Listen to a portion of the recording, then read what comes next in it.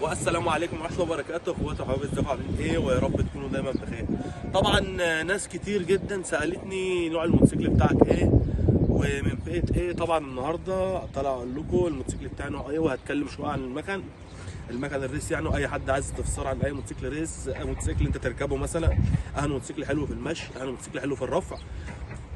والنهارده معانا الموتوسيكل بتاعي، هو ده الموتوسيكل اللي هو مخصص للرفع.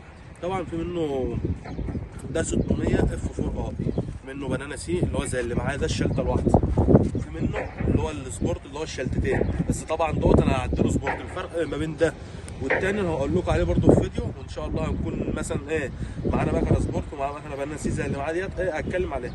طبعا هتكلم عن الموتوسيكل دوت وعن ايه، عن ان هو بيتعدل. يعني موتوسيكل حلو للتعديل وحلو للرفع وحلو للستانت، والموتوسيكل عامه للمشي كمان. يعني انت مثلا لو عايز تقرص على موتوسيكل، تنزل بيه زفات، تنزل بيه افراح، حتى لو انت ما بترفعش، عايز مثلا تقسم بيه تخمس، هو الموتوسيكل الاف 4 الاف 4 اي ده لاي حاجه.